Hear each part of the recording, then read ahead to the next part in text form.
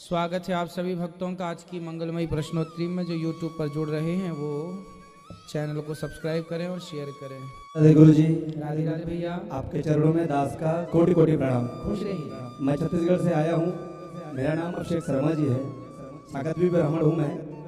बस एक दो जिज्ञासा छोटी सी है। जब भगवान माता अदिति के गर्भ से प्रकट हुए, नाम पड़ा वामन, तो भगवान वामन जी को किसका श्राप मिला जिसके कारण से उनको माता अदिति के गर्भ में वामन बन करके वामन अवतार भगवान लिए? तो ऐसा कौन है वो जो उनको श्राप दिए भगवान को, और उनके श्राप के लिए वो वामन बन के आए?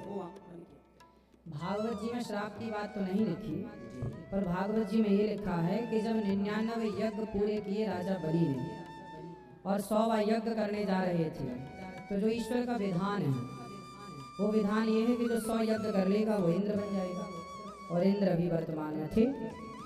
तो चिंता हुई माँ अदिति को कि हमारे पुत्रों का सिंहासन ना छिन जाए, तो उन्होंने पयोव्रत किया जी।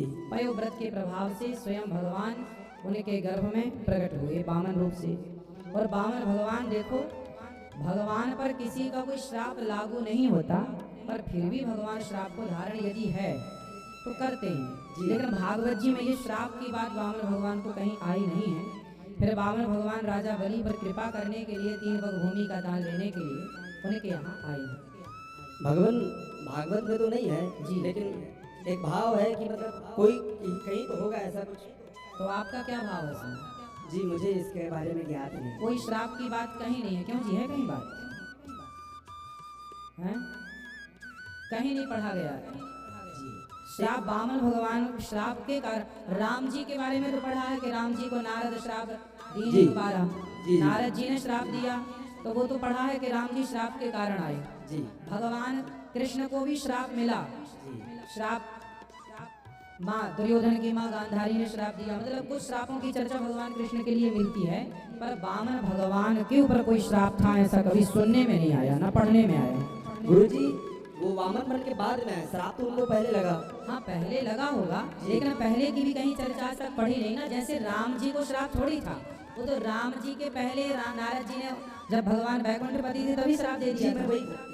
तो पूर्व में जो घटना घटी वो भी ज्ञात है शास्त्रों के माध्यम से, पर वामन भगवान के संबंध में पूर्व में घटी ऐसी कोई घटना ज्ञात नहीं है जो श्राप दिया गया हो ऐसा किसी शास्त्रों में। यहाँ कुछ आचार्य चरण बैठे हैं, उनसे भी हमने पूछा कि वो भी कह रहे हैं नहीं पढ़ा उन्होंने। इसका मतलब हमने भी आज तक नहीं सुना, मतलब नहीं जो है वो नहीं सुना, नहीं तो कभी ना कभी कहीं ना कहीं से कुछ ना कुछ सुना जरूर होता, पढ़ा जरूर होता। एक और प्रश्न जिज्ञासा है गुरुजी। तो ये श्राप वाली बात कहीं नहीं है, ये आप मानो जी।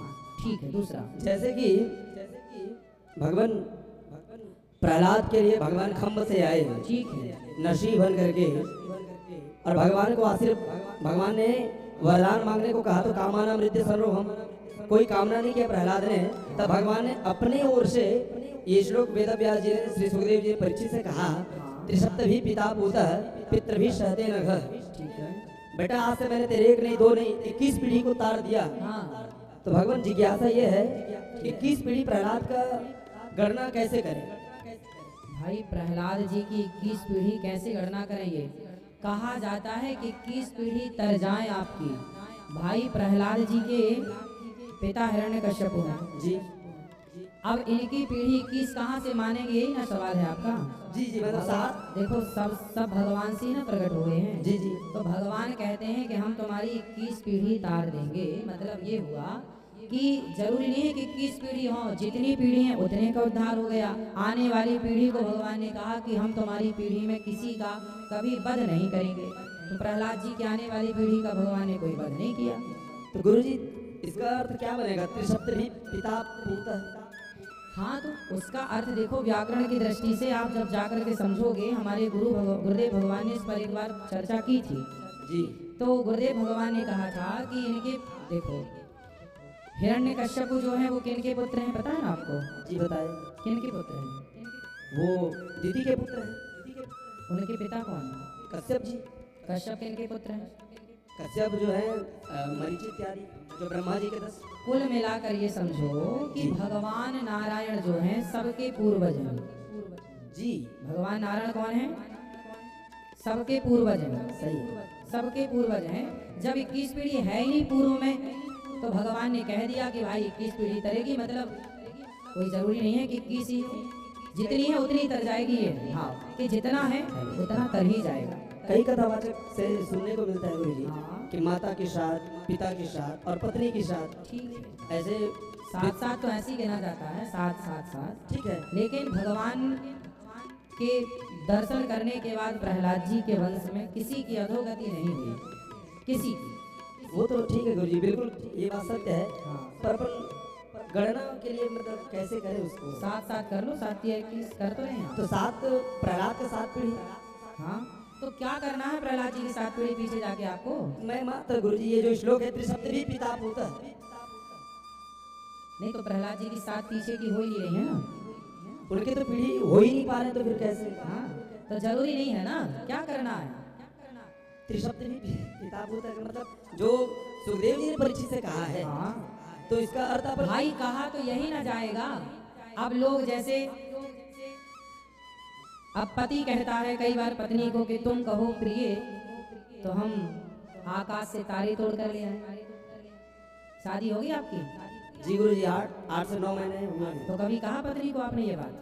जी कभी नहीं। कभी कहना जी नहीं। कि तुम कहो, लोग कहते हैं ना कि तुम कहो तो हम तुम्हारे लिए आकाश से तारे तोड़ कर ले आए। ये बात कही तो जाती है, लेकिन आज तक तोड़ कर लाया कौन? भाई कुछ बातें कही जाती हैं। 21 पीढ़ी कह दिया कि भाई 21 पीढ़ी आपकी तर जाएगी।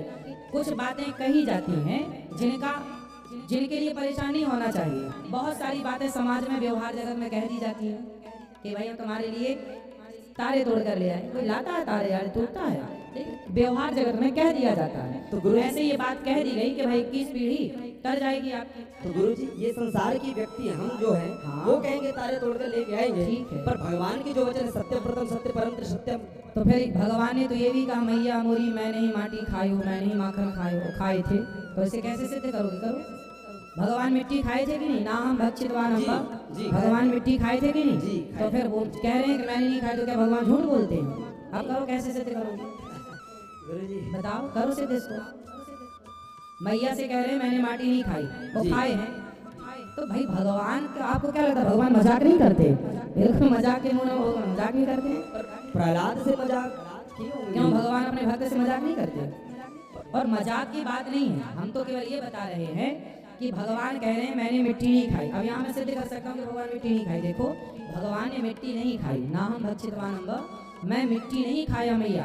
भगवान के भीतर जो अनंत देवी देवताओं का वास था, उन अंत भगवान के अंदर बैठे देवताओं ने कहा कि प्रभु अपने चरण रज को प्रसाद रूप में दीजिए। तो भगवान ने उनको तृप्त करने के लिए अपने चरण रज को प्रसाद के रूप में दिया। भगवान ने कहा मैं नहीं खाया, तो ठीक कहा नहीं खाया। भगवान झूठ नहीं बोलते, सत्य बोलते हैं। तो इस बात पर भी कहीं ना कहीं भगवान सत्य होगा। गुरु चरणों से पूछकर इस बात को बताना पड़ेगा, क्योंकि 7 पीढ़ी पीछे जा ही नहीं रही है प्रहलाद जी की। जरूरत नहीं है, भगवान ने कह दिया तेरी 21 पीढ़ी तर जाएगी। ठीक। एक लाइन और है गुरु जी। हाँ जी। छोटा सा भाव है, हाँ। जिज्ञासा कहें। जैसे कि मनु जी महाराज के 10 पुत्र हुए ठीक। नवम स्कंद में, जिसमें इक्ष्वाकु निक्षर्याति दिश दिश करुसकान, हाँ। ये सब हुए, जिसमें राजा नृग भी हैं। हाँ। और जब भगवान कृकलाश्व की योनि से जिस राजा को बाहर निकालते हैं उसका भी नाम नृग है। हाँ। और वहाँ पर भगवान को नृग कहता है कि मैं इक्ष्वाकु का पुत्र हूँ। ठीक है। सुखदेव जी ने लिखा है नृगो नाम नरेंद्र। इक्ष्वाकु स्तनय प्रभु। ठीक है। तो वहाँ पर वो इक्ष्वाकु का पुत्र हूँ बोलता है, और यहाँ पर इक्ष्वाकु का भाई नृग है। तो इसका समाधान भाई एक नाम के 2 लोग नहीं हो सकते क्या? तो गुरु जी दशरथ जी भी 2 हुए हैं। दशरथ जी भी 2 हुए हैं। एक ही वंश में गुरु जी। हाँ, दशरथ जी सूर्य वंश में, दशरथ जी के पहले भी दशरथ जी हैं। सूर्य वंश में दिलीप के पहले भी दिलीप हैं। तो एक नाम के 2 लोग हो सकते हैं, इसमें कोई आश्चर्य नहीं है। 2 लोग की बात नहीं है गुरु जी, संबंध की बात है ना गुरु जी। हाँ, मतलब क्या भाई बेटा का नाम धारण कर सकता है? देखो उस विषय को ठीक से समझो।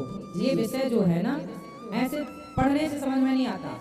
आप कहीं गुरु परंपरा किन से पढ़ते हो?